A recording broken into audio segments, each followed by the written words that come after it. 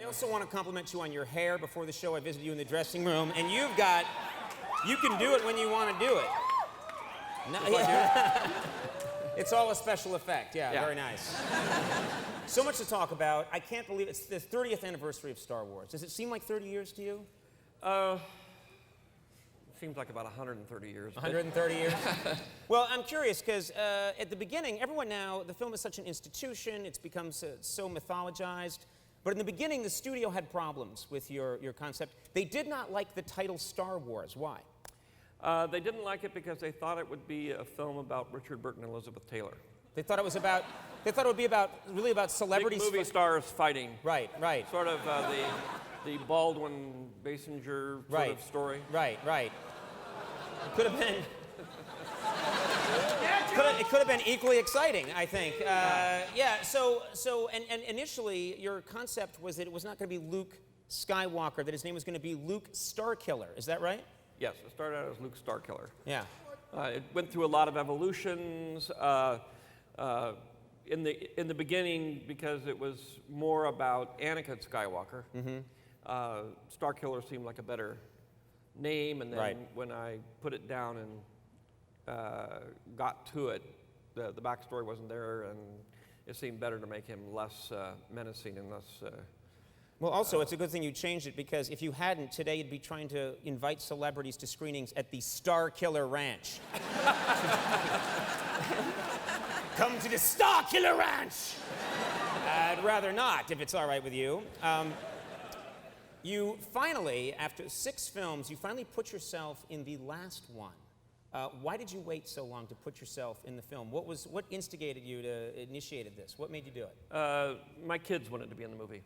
And since I decided this was the last shot at this sort of thing, and they wanted me to be in the scene, so yeah, my kids talked me into it. What about the character? The character's name is Baron, what is it, Papanoida? Papanoida. Yeah.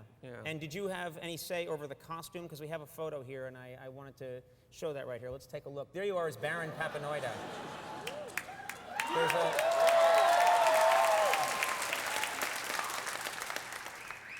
I look like I'm from The Wizard of Oz. Yeah.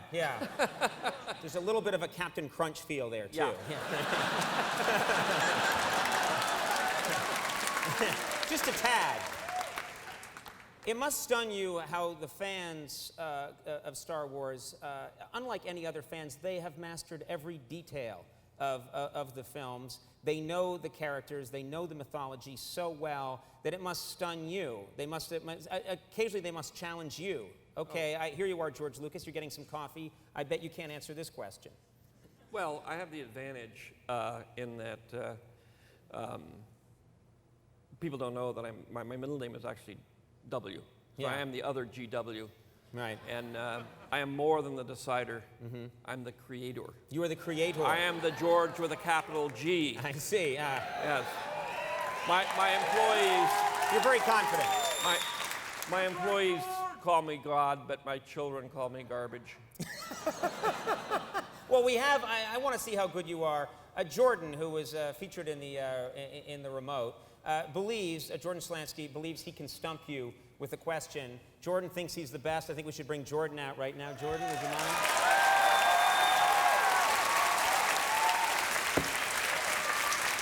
Jordan, your Star Wars trivia question for Mr. Lucas, please. Well, as we all know, there's a very famous scene in the original 1977 film where Darth Vader uses the Force to strangle an Imperial officer. Now, although his name was never mentioned in the context of the film, it was listed in the end credits. What is the name of that character? It is Conan Antonio Matti. Hey, correct!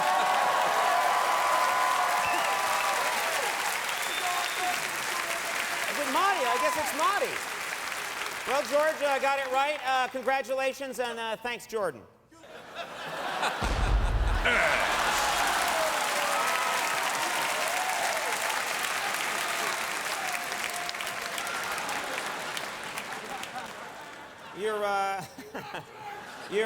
You're doing a Star Wars television show now, is that correct? You're working on one. It's in development. Yeah, it's an animated series about the Clone Wars. It's very much Star Wars. It's not a, South Park comedy. Right. It's not a kiddies Right. SpongeBob SquarePants. Right. It's sort of the first dramatic animated show that is PG-13, so it doesn't really go on late night. It doesn't go on Saturday afternoon. It actually doesn't go anywhere. I don't know what we're going to do with it, but we're having a hell of a lot of, having a great time Excellent making marketing strategy. Yeah. You'll love it, and you'll never see it.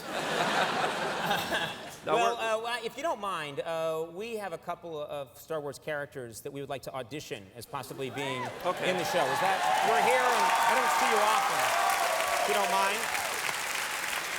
All right, first up, I hope you enjoy him. Let's get him out here right now. We call him R2 Mr. T2. Let's see what you think.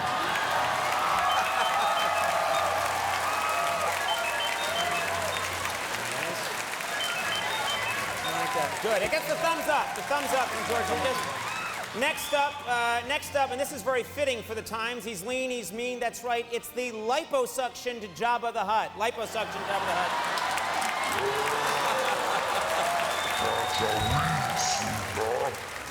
Lean, feeling good. And finally, we have. You're never coming back. And finally. We have a Wookiee with deep-felt religious beliefs dating back to the Old Testament. Please welcome Chewbacca.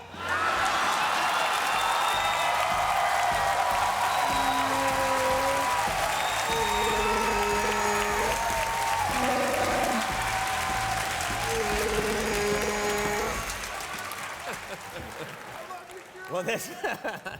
You like that last one, yeah. You know what? I cannot thank you enough. You were one of our big wishes for this week in San Francisco. Thrilled to meet you. Thrilled to have you on the show. Thank you very much, and congratulations on everything. George Lucas!